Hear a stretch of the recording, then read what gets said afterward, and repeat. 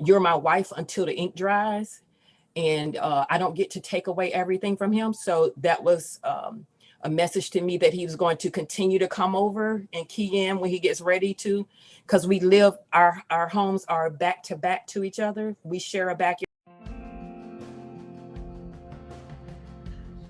Welcome to Rebel Chaser. My name is Gail, and this clip comes from Judge Tangela Barrie from Georgia's DeKalb Superior Court.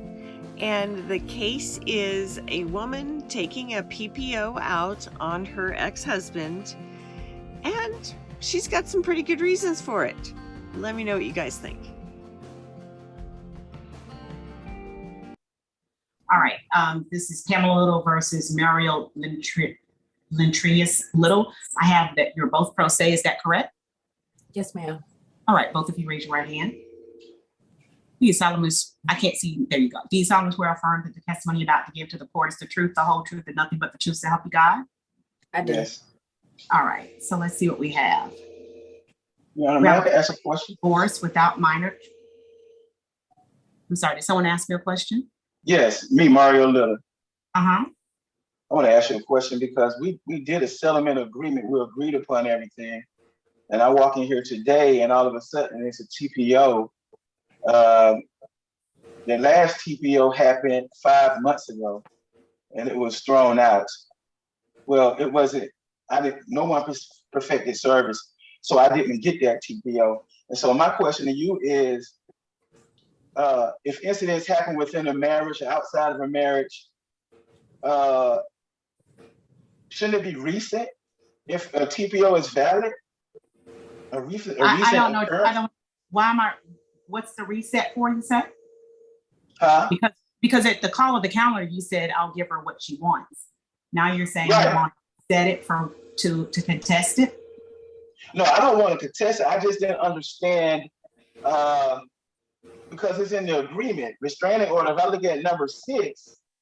Oh, okay. You have it, you're saying in the agreement, you all have already agreed to the restraining order? We did not agree to a restraining order, so now I'm wondering how. Oh, okay. In the agreement, you said that you would not do a restraining order. Right, and the agreement is not checked at all. So my whole okay. Hold on a second. Let me get to where you're going. Hold on for a second. So let me get to the settlement agreement. Okay.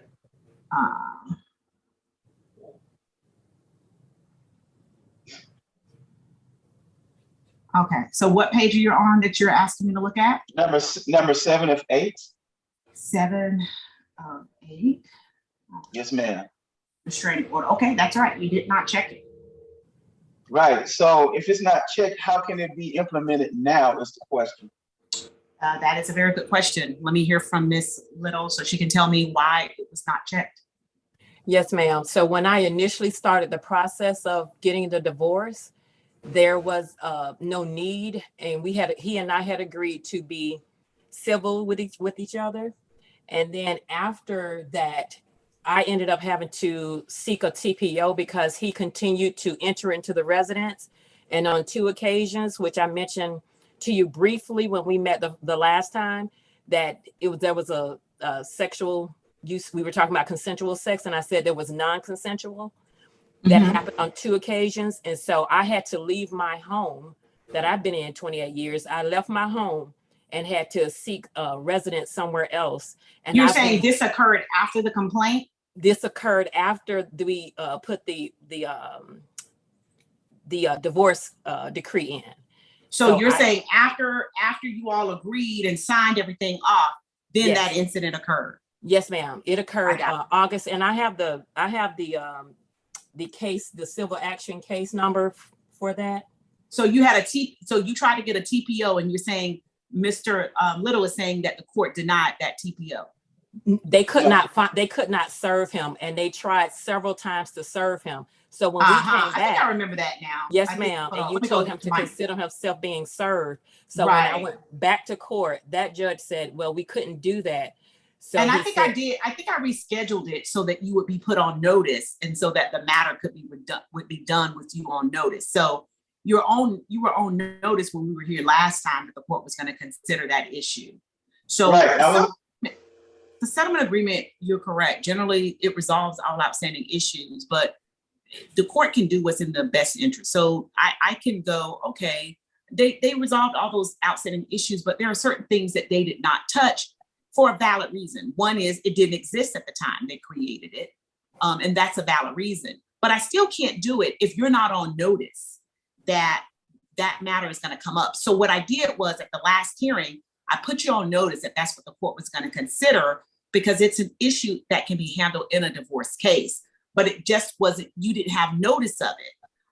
And so I accepted her request, oral request, to include it, but I wouldn't do that without giving you notice so that you have an opportunity to fight against it if you thought was necessary, because your position is that didn't happen or whatever. Well, you know, we did have sex, but it was consensual. Whatever those issues might be, you'll be able and prepared to handle it.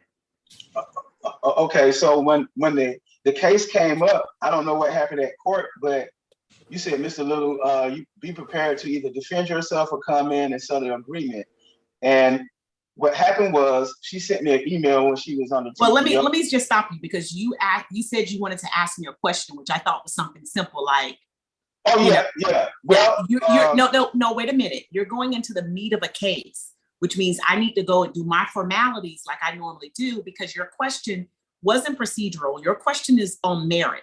So I can't proceed because I don't even know if I got a chance to swear you in. Did I go through the swearing in? I don't even know. You interrupted. Okay, good. All right. So now your question is not a question dealing with procedural. It is a question of merit, which means I'm going to proceed in my normal process of things. Okay. Yes, you'll deal with your issue when it comes up. So right now I'm going to go through the complaint, and then I'm going to go through my normal procedure, and you can bring up that issue when you want to bring it up, because it's more than just a procedural matter. It's a merit. It's in the meat of the case. All right. So Ms. Little, you're the petitioner in this matter. Is that correct? Yes, ma'am. All right. You've been a resident of the state of Georgia for more than 6 months prior to filing this action. Yes. And your spouse is Mario Little, who is present with you today. Is that right? Yes. You were married on December 15, 2010, separated on February 28, 2023. Yes. There are no minor children born of the marriage? No. Are you currently pregnant? No. All outstanding issues of debt, liability, assets been taken care of in the settlement agreement that you filed with this court, other than the issue dealing with the TPO. Is that right? Yes, ma'am. And the TPO issue was not resolved in the settlement agreement based on what you've presented to the court, was because it occurred after the settlement agreement was signed. Yes, ma'am. And if I might add, Your Honor, there were multiple attempts to service Mr. Little. I also even had a private person that I got off your website. That's not where I'm at right now. Just give me a moment, okay? Okay. All right.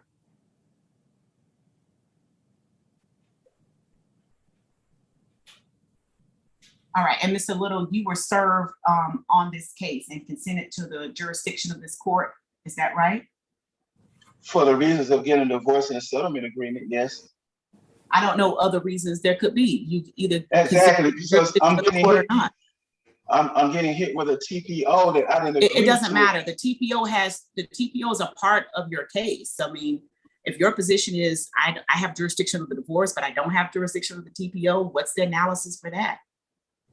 Well, yes. Can you ask the question again so I can answer you now?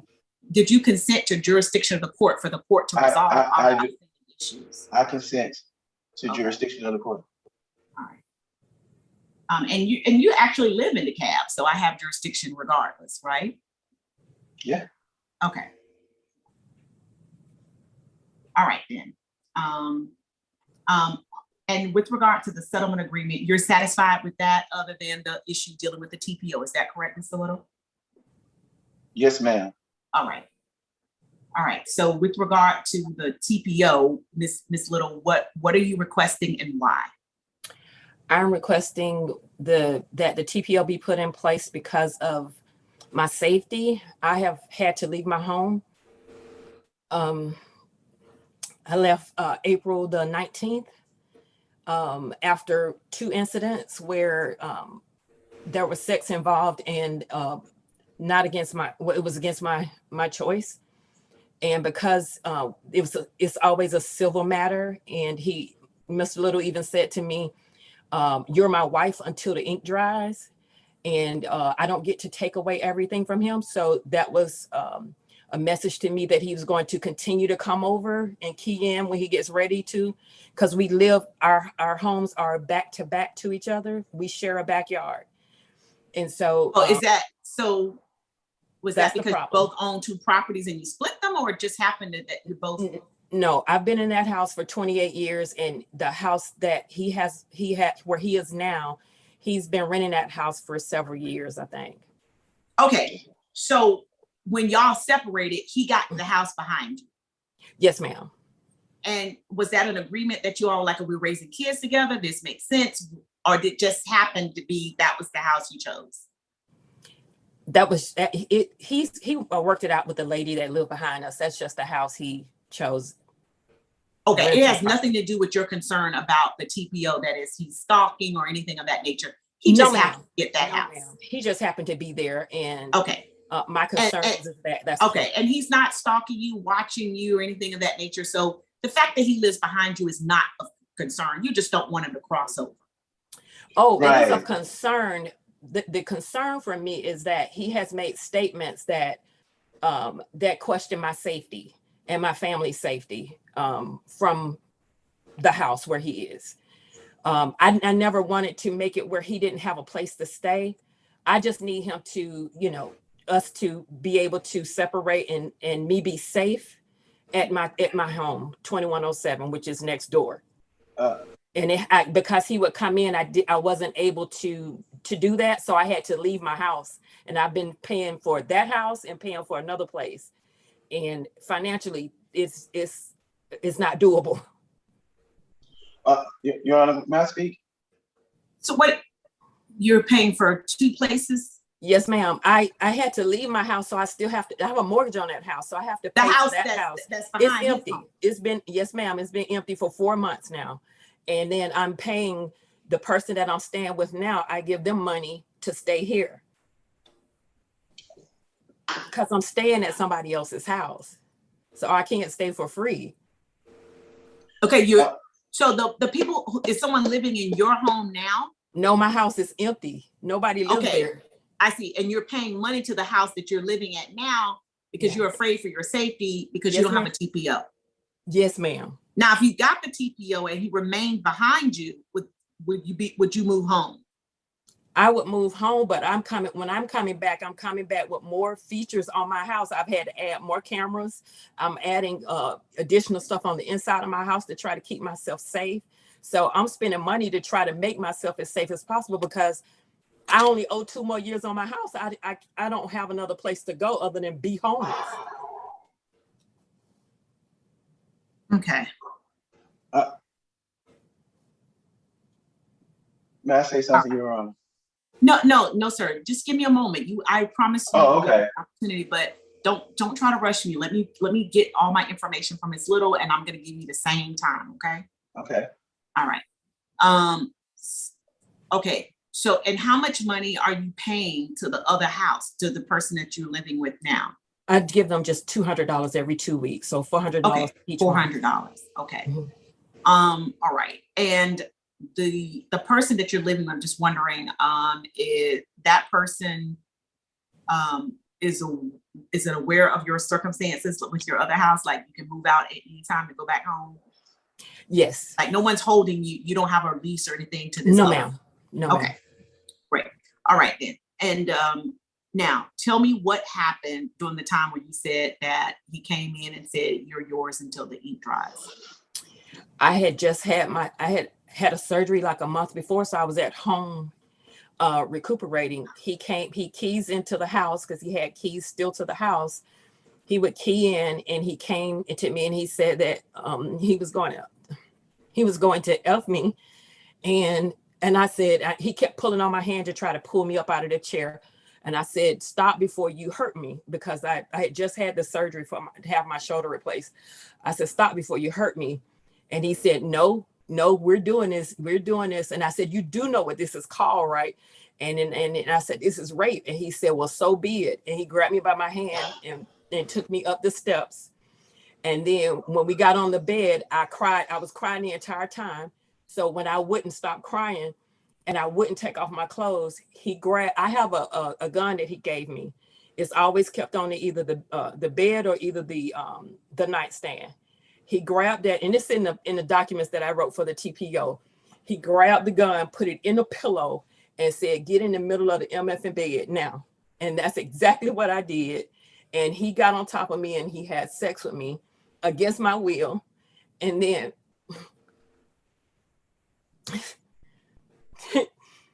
and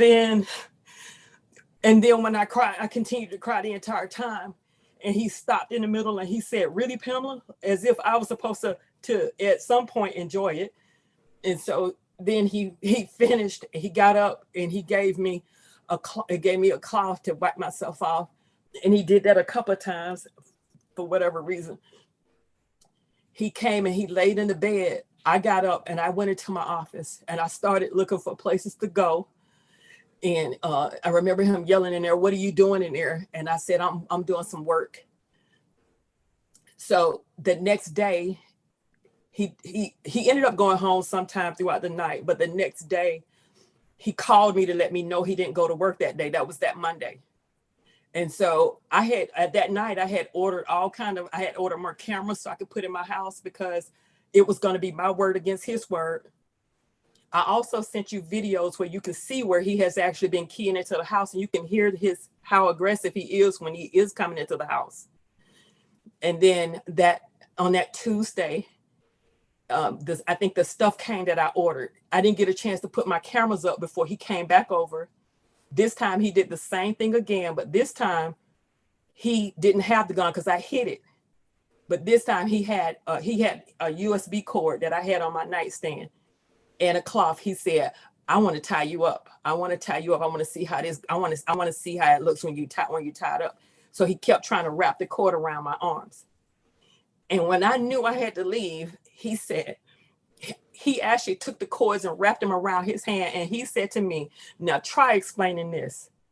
And I knew, I was like, I can't stay here anymore. So I knew when things were over with, I knew the minute he went off to work, because that would give me enough time to get my stuff together to leave the house, I left. I was on the phone with my therapist that Wednesday and I was packing my stuff, and she helped me and stayed on the phone with me until I was able to leave the house. And I've been gone ever since then. That's that April the 19th. I've been gone ever since then. And that's when I tried to get the TPO repeatedly. They've gone to his job a couple of times. Somebody at his job even lied to the sheriff's department and told them, I have it in writing here. They told the sheriff's department that they didn't, the dispatch supervisor said they didn't know of a Mario Little. He's been there almost at least 10 years or more. They said they didn't know him. So I had to get a server to try to serve him at home. She tried, I think, on 4 attempts. She submitted her paperwork as well to the courts to show on 4 times that she tried to service him. She showed where his car was at home during the day. Now, you said you were going to present those via documents, these things. Did you send those to Ms. Marshall there in a Dropbox? I sent those to Ms. Marshall. Okay, in a Dropbox. Yes, ma'am. The PDF form, the way she told me to send them. We underwent changes at the not DA's office, but with the administration office, our Office of Administration, and they changed the Dropbox feature. So I don't know if Ms. Marshall got them. Ms. Marshall, did you get them? Can you open them? I can look. Because you had them when I you actually would email me back that you received it. Okay. Ms. Marshall, her name, Your Honor. Okay, do a search for me. Okay, great. All right then. So now let's go back.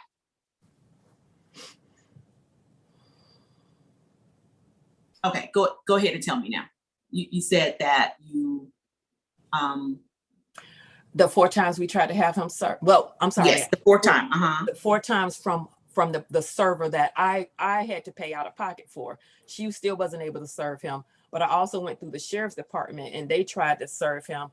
They went to his job, and that's when the MARTA dispatch supervisor said she did not know of a Mr. Little, and he's been there at that job over 10 years. And I followed up on that, and the supervisor was, the district supervisor was very upset about that. And she said she was going to talk to some people about it because they shouldn't be lying to the sheriff's department because he does work there. So they've tried to have him served. I didn't just start this rodeo in April and then just pop it off today. We've been trying to have him served, even I think up until the last time we met, like either late July or August. And then so I said, since the last time the judge said, well, they weren't able to serve him. And I asked the judge, I said, what else can I do? I said, all he has to do is just not answer the door. His job, obviously, either somebody's doing whatever they're doing there. So he wasn't able to be served every time they go out. So 4 times on her time, and I think at least twice through the sheriff's department, 6 times, and nobody can serve him. And then he also said to you the previous time that he was okay with the TPO. So all I want is we can end this call today. I'm okay if you can just give me a TPO so I can be safe. I can go home. That's all I want to do. You. All right. Thank you, Ms. Little. Mr. Little.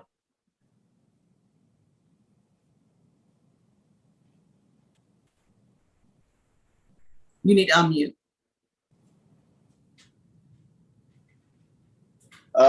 As far as service goes, I have no power over what those people do. When they told me I got served at MARTA, I drive a bus. I'm not static in the buildings. She had me served at my job. It is possible that the manager at dispatch did not know me because they are going through several managers. I'm sorry, Mr. Little, that's the last issue you need to address. Let's start with the allegations. Okay, as far as the allegation goes, when it comes to sex, what happened now, what the defendant is not telling you is when I asked for sex, she said, I consent, write it down, record it. Come on, let's have sex. Got on the bed, assumed her position, and guided me into her. So she consented to that. And then when we got to arguing, and I was like, so we're gonna do it or not? She was like, well, come on. I said, oh, hell no, because you ain't gonna probably put no charges on me. She said, well, ain't nobody gonna believe you rape me. You my husband. This true story. Now, it's 3 times we had sex. She went under oath saying it was 2 times. The first time we had sex is when she said, would you come on, record a video, write it down, I consent. So, and we've been together 14 years. I have never had an issue with having sex with her. We've been separated for 9 months. I stayed behind her in no contact, respecting what she asked me to do because she didn't know if she wanted to stay married or not. Now, the 3rd time she said, do we have unconsensual sex? She actually used a massage wand on her own clitoris while we had sex. True story. True story. So I'm confused as to why all of a sudden it's unconsensual. It's as if I raped my wife when I was trying to save my marriage.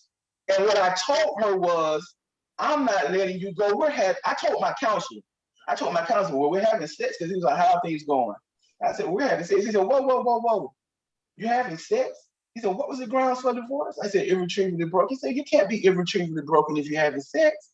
And so when we had sex that 3rd time, I told her, I'm not letting you go. We're not getting a divorce. I'm going to tell the judge we're having sex. And this is where all of this came from.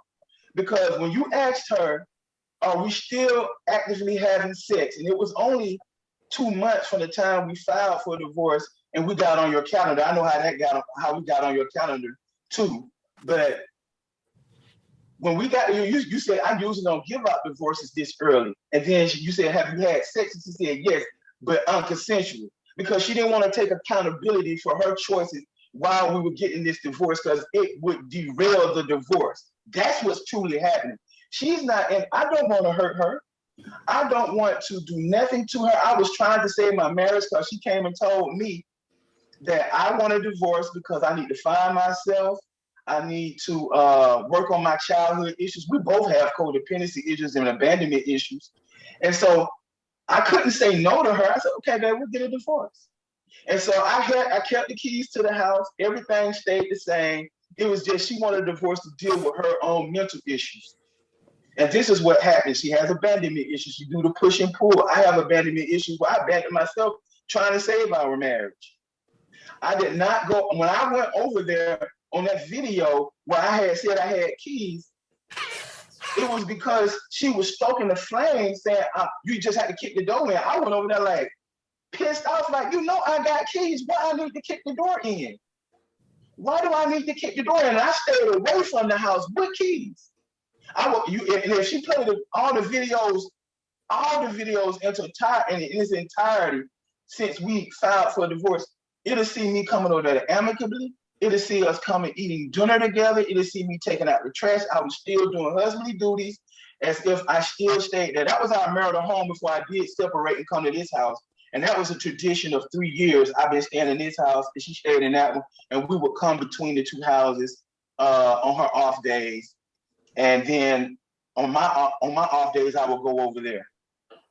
So when I said to you initially today, is I'll give her a TPO because I understand that with her issues, her trauma, that she needs to be away from me. And that is why I said it, because I'm coming from a place of a concerned husband. My wife's suffering from trauma. We've been in a volatile relationship for this whole time. Okay, now the last TPO she did, she took some text I had said and said I threatened her and had a history of violence by threatening her.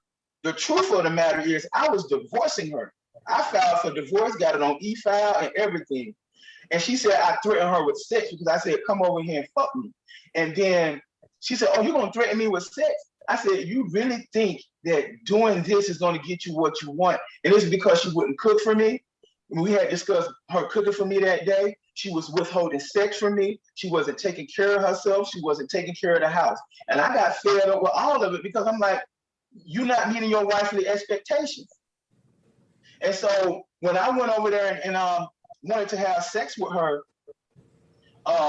after the conversation, we were sitting in the room, she said, I don't want to have sex. I said, well, damn, you take everything from me. You know, you don't want to have sex. You don't want to do nothing. And so she was like, well, come on then. I said, oh, hell no, we just got through arguing. She said, write it down, videotape it, put it on your forehead. I consent. That is the truth. The second time, she said, well, ain't nobody going to think you raped me. You my husband. Ain't nobody going to believe that. Now, after the fact, when she got those cameras, ordered those cameras, then the narrative kind of changed, I believe, because it's only in hindsight, I knew she had cameras in the house. But I am here to tell this court and Ms. Little that I am not a threat. I don't want to hurt you. I hope you get the help you need. I need to get the help I need.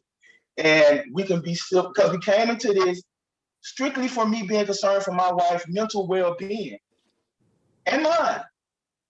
And part of the reason I said I wanted a divorce today, I do this settlement today, is because I need to get a divorce for the mental anguish and work on my emotional well-being myself. This has been very grueling, not knowing what's going on. So that's what happened for us, the sex part. No, she consented, she used toy on herself. When I said to tie her up, I said, you know, and this is the last thing, when I said, I want to tie you up, because I was like, shoot, we're going to divorce. I want to live out my fast. I want to tie you up and gag you. And she was like, I don't want to be tied up. So when I tried, she said, no. I said, well, you tie me up. So she was like, I'm not going to tie you up. I said, well, put this around me. I said, see, this turns me on.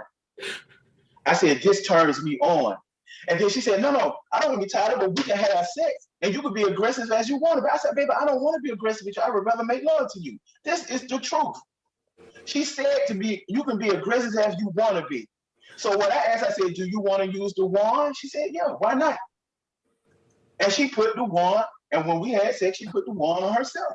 And when I moved it, she moved it back to where she wanted it. And this is what happened. So she comes in here saying she wants a TPO and using this false narrative that I somehow took sex from her. And this is what has had me damn near going crazy, because I can't believe that this is being the story told to a superior court judge. I did not do those things. Okay. So when did she get the cameras? The cameras, I don't know, because I only know the cameras is by her testimony that she made when she put in the when she submitted the evidence, she said she went and bought cameras to monitor my behavior. And I asked her, I said, why are you talking like that? You recording me? She's like, no, ain't nobody recording you. And I'm that's the sorry, first time. but my question is, Okay. so you were unaware up until she submitted them that there were cameras in her house? I was unaware, yes, until she submitted that information that there was cameras recording me. But I did ask her what she recorded. Let me ask you, what is it that she gains by accusing you of rape? Because you already agreed on the divorce. You agreed on the divorce. You agreed on the separation. You agreed on the finances. You agreed on the house. You agreed on everything. And you submitted those things prior to the divorce. So the divorce was going to happen. What does she gain? What does she gain by preventing you from contacting her and or making up this particular horrific story? What is the gain? The gain was, Your Honor, I was threatening the divorce by the fact that we were having sex. When I went and told her, I'm gonna tell the judge we having sex. We're not getting no divorce. I'm not gonna let you go like that. And so when I said that, the only way. Okay, so let me stop. So the moment you told her that you were going to tell the court we were having sex, you think that was her impetus for saying you raped her? That was, well, she didn't use that word, but we can use it now. I'm uncomfortable with that word, but yeah. It's not an uncomfortability. She is alleging you raped her. That's the word, because that's what she said. Right, but when it came to me telling her that, because my therapist had told me that's not irretrievably broken, I was like, no, sir, that's not my question. Listen to me very carefully. Okay. My question to you is, you said that the reason why she did this was because you told her you were going to tell the court that you were having sex, and therefore the court would not give her a divorce because your therapist had told you that if you had sex, you can keep the divorce going. Right? I can get out of the divorce. Because you didn't want the divorce, right? No, I only agreed because of what my wife said about her mental health. Right. So he told you that. Now, here's my question to you. At what time frame was that? Was that the first sexual encounter, the second, or the third? What time frame was what? That when you told her that you don't have to divorce her because you're having sex. When was that? I think that was either the second or third time. Okay. The second first time, I didn't have to say that because she actually consented verbally. She consented to me verbally. My question to you is, which time was it that you told her that I'm not going to let you go because we've had sex and therefore that's going to prevent this divorce? When was that? Which encounter? Was it the first, second, or the third?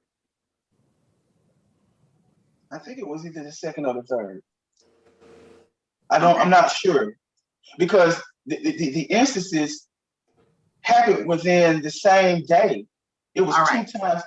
So at some point, your position is you told her, but that the impetus was always she was trying to set you up so that she could have sex with you consensually and still get this divorce, because she wanted to have sex with you, but she also wanted the divorce. So in order to be able to have sex with you and get the divorce, she had to accuse you of rape. Is that that's your position?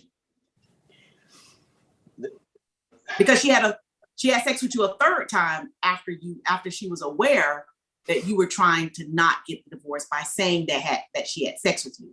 So by the third time, she's aware, if I have sex with you, I'm not getting this divorce. But she'd rather have sex with you and accuse you of rape. Is that what I'm understanding? That's your argument. Kind of, but not in those words, because. Okay, well, tell me, what words would you use? What I'm saying is, in the sexual acts that we had, you know what? It was the third time after she used the toy. It was the third time after she used the toy on herself. That's the third time, and I was laying in the bed. Okay, so the third time was when you told her, if I tell the court we had sex these 3 times, it's going to prevent this divorce. And that's when she came up with those 3 times were all rapes. That's what I speculate, because it was never an issue about the sex, and I didn't know that it was going to be considered unconsensual because of what she previously told me. Okay. And what she. That's what I need to understand that. Okay, so your position is on the third time when you told her that your therapist had mentioned that in order to be irretrievably broken, one of the things, of course, going to ask you is whether you had sex, which, of course, that's one of the things we ask. And your position is if you say yes, which I'm going to say yes, that's going to prevent the divorce. And when she learned of that, she decided to say you raped her those 3 times. That's your analysis. No, she came in court on the oath and said she had unconsensual sex twice. I'm saying to you, when she came in court, she perjured herself because it was 3 times. It was 3 times. Okay, and right. then and the reason why but you're alleging that the lie is told because she lied about the sex because she wanted to have sex with you, but she also wanted a divorce. Exactly, and me threatening to come in here and come into court and say I don't want this divorce because we're having sex, threw her off of what she truly wants, the divorce. Right. So she truly wants a divorce, but she also truly wants to have sex with you.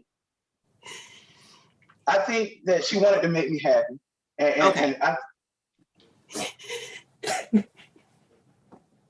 Okay, so she wanted to make you. So she decided that she would have the divorce and have sex with you, and that's kind of really what she wanted. In order to get this, she had to. I could only speculate that that's what she wanted. That's kind of what you're doing. I get it. So that's essentially what you think happened. Yeah. Okay. Now, Miss Little, between the first incident and the second incident that your position is, because Mr. Little says there are 3 incidents, you said that there are 2.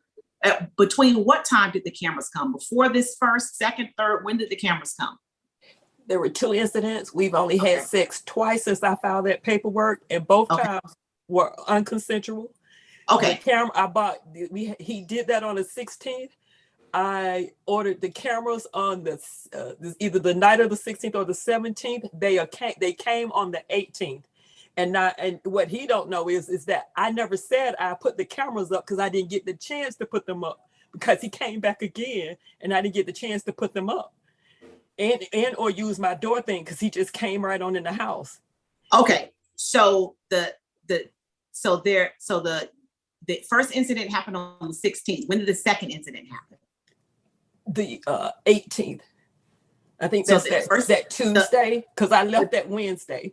The 18th, when he said, I'm gonna tie you up, that's the tie up incident on the 18th. That's the tie up incident where he used the cloth and he plugged up the vibrator and put it on me, and I threw it off because I'm like, you're not. His job and his goal was to try to make me enjoy sex when I did not want to have sex, and I told him I am getting divorced. I don't want to have sex with you, and he said, you fucking me.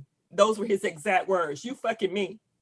And he said that. And he said, I don't get to take everything away from him. Okay. So the cameras, you said that there was a camera that I could watch or hear. What date is that then? Those cameras are the Ring cameras, what Miss Marshall has of him coming into the house, and you can hear him cursing when he's coming into the house. Okay. The Ring camera.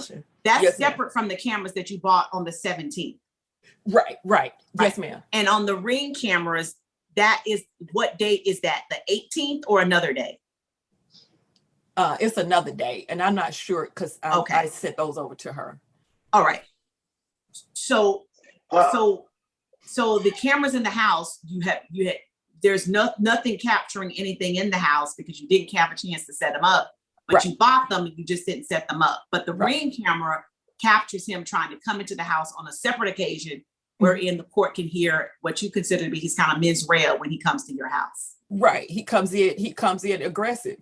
Okay. And I told him, I said, all right, I need to add this, Your Honor. I said, I told him, I said, I know that I can't call the police because they can't get here in time enough. And I said, you could probably get over here in less than 5 minutes. And he actually came over. I didn't know he was coming. And he came through the door and he said, actually, it's 45 seconds. And he was laughing. He came in the house and it was 45 seconds. That's how I know I wasn't safe and I had to leave. Now, why not change the locks as well? Since he had keys, why not change the locks? Because we are still married and it's a civil thing. So if he wanted to come in, he could figure out how to come in. I've tried this since 2021 to try to get him the TPO in 2021. Okay, I see what you're saying. So you're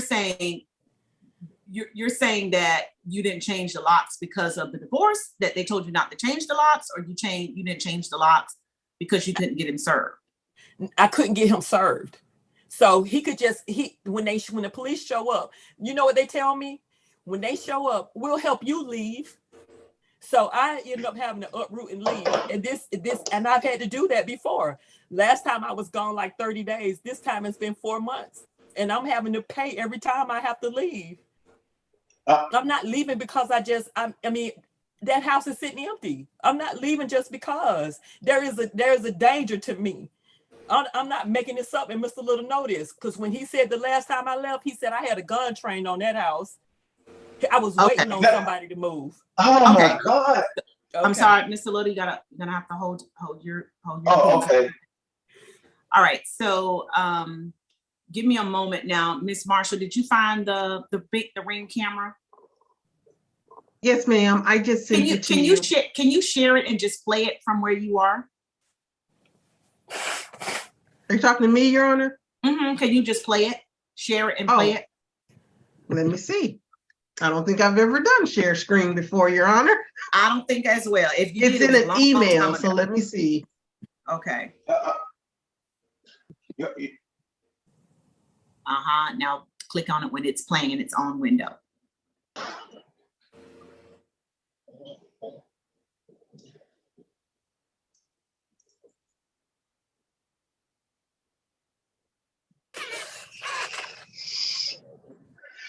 Yeah, it looks like it's showing out. There you go. Okay, it needs to start over. Okay.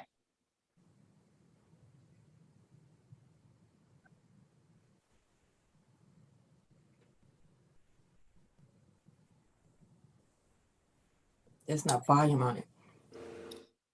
Is there volume? Yes, ma'am. Okay. I have my volume turned up all the way over here on my speakers.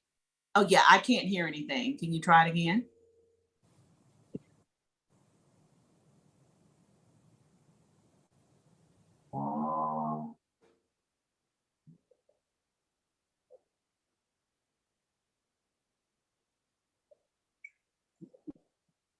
I don't hear anything. Do you hear something, Miss Marshall? Yes, ma'am. It's crystal clear on my end, and I have my volume turned all the way up. Okay, I can't hear it. Send it to me. I'm gonna have to play it from here. Okay. But you did see the video, you just couldn't hear it. I could hear it. I could see it. I just couldn't hear it. Okay, yeah, it was loud and clear on my end. I sent it to you, Judge. All right, let me see. So go all the way down to the bottom of the email, and that's where the link is. All right.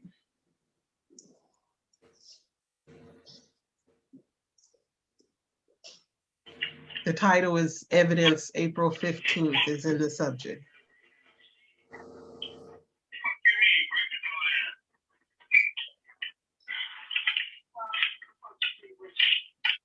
Yeah, she was accusing me of kicking the door in. She knew I had keys. I was like, why are you saying I'm kicking the door in? Okay. Can you hear me? Yes, I can hear you, but I think I'm going to grant that TPO because just going into someone's home that you've already moved over, that's an aggressive entrance. You can't do that. It's sufficient for a TPO. Okay. So this is what I wanted to present to the court, Your Honor. The proximity we live to each other. From my back door to her back door is 100 feet. From my front door to her front door is 200 feet. And I have a stay away consent order that I submitted to Miss Marshall and to Miss Little that has teeth. It really has teeth because I'm not trying to harm her and I'm not going over there. Mr. Little, I don't know what you submitted. I'm signing a TPO that indicates that you're supposed to stay away from her. Now, I do recognize there's proximity issues that you have. The house that you live in now, is that a rental? I have a master lease on this house. Yes. What is that? It's a master lease. I have a long-term lease on the house. What's the lease that you have on? What's the length? Oh, it's 10 years. You have a 10-year lease on it. You may be Yes. breaking, because I don't know what else to do. I can't have you behind her if there's a TPO. So what now? I said I'm going to look into it. You may have to break it. You may have to break that lease. Legally, I can give you some legal documents, legal justification for breaking it so that you don't have fees attached to it. But you may have to leave that lease because you can't be behind her. Not with the allegations that she's made, and not with what you literally went into a home that you don't reside with the key and without her consent. And we know it's not her consent because you said it as you were entering. I can come in whenever I want, which means that she told you that you cannot come in. The only way you're going to get in is breaking this door down. And she said, and you basically said to her, I'll get in whenever I get in when I want to.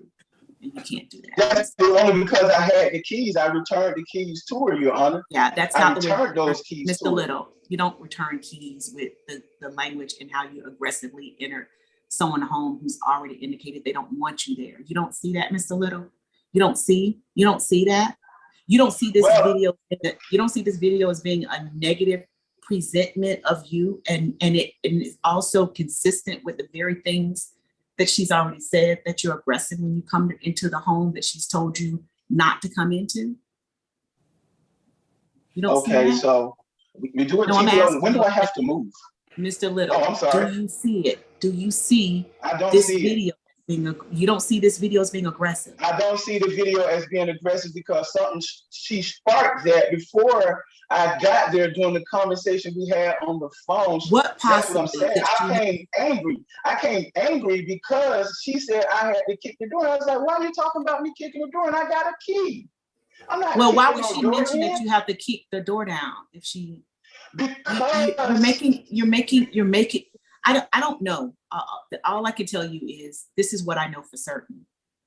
I have a video of you going to a home that you do not live in a home for which you've already indicated. She said the only way you're going to get in this house is to break down the door, and you come over there within 45 seconds, running into. I had a key. Yes, I know you have the key, but she doesn't want you there. Did you believe? Listen, did you believe she wanted you in the house? Yes or no? We had already agreed. Yes, Mr. Little. On the totality of the thing. Did you Can believe I she explain, wanted? please? You're going to answer yes or no first, and then Not at that moment, because not at that moment. Be honest, not at that moment because Mr. Little, we were both angry. Mr. Little, I'm going to ask you a question and say yes or no. I don't want anything but a yes or no because that's all it takes. Did you believe at that time she wanted you in her home? No. Do you believe at that time it shows that you aggressively entered the home? Yes. And as you entered the home, you called her names and were cursing? Yes. All right. That's all I'm saying. That's enough for a TPO. Okay? That's enough. There's no, the rape and the allegation of rape, you're saying you construed it as one thing. Her position is it was another. In this arena, I don't need to make a decision whether you raped her or not. I simply need to make a decision whether she's afraid of you and don't want you there. And that I made. She doesn't want you there. She's afraid of you. Okay. So I'm granting her that TPO because it just makes sense based on the evidence she's presented to me. Now, your position is one thing, her position is another. For purposes of what I'm doing today, I'm granting it because she's presented enough to show her fear and enough to know that you're not respecting her boundaries. Okay. That's where we are. So I'm going to grant the TPO. When do I have to move? How much I got time? a whole house. That's right. How much time do you need? 6 months. I can't give you 6 months. I need the maximum you can give me. yes, I'll think through that process and let you, and I'll figure it out. So I'll put the TPO in place. I'll give you a certain amount of time to move out of that so that you're not behind her. It was not a good idea for you guys to be divorcing and live behind each other, especially when you get ready to start your own lives. You have people that you're inviting over, friends. If she has men over to the house, that you got to think about it. I mean, this is a woman you love, regardless of you separating. You don't want to see that. And so when you're behind her like that and you get to see that, feelings start getting rustled, and all of a sudden you find yourself doing something you're not supposed to do and finding yourself in worse trouble. Trust me, Mr. Little, I'm probably saving you. Okay. Okay. Because if something happens and you're like, that's my house, that's my woman, and all of a sudden before you realize it, you're at her door doing something crazy because she has someone on the back porch. Trust me, you don't need to be living behind your ex-wife, particularly when you have a contentious relationship. Okay. All right. Your Honor, the question I have for you is, when that happened, and now this time period in between, there's nothing that has happened, no threatening, no blowing up, no phones, no harassment. Why are we going so far back to deal with something that has not happened anymore? Because Miss Little hasn't been in her home, so nothing can happen. She hasn't been there. Okay. All right. So I need to start this other hearing at 3 o'clock. I'm already 3 minutes behind on that. The court has issued a ruling orally. I will put it in writing. You're free to leave, and I'll give you consideration, Mr. Little, as to how much time you need to move out. Okay, you take care.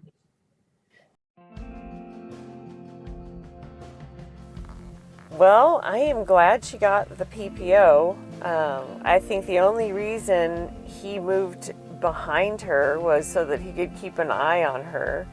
And I've never, ever heard of a 10-year rental agreement. That's crazy. But the only reason was so that he could watch her for 10 years. That's just that, yeah. I'm glad she got the PPO. My question, if anybody is an attorney, does this judge now have an obligation or a duty to report this to the police? Let me know in the comments. Thank you for watching.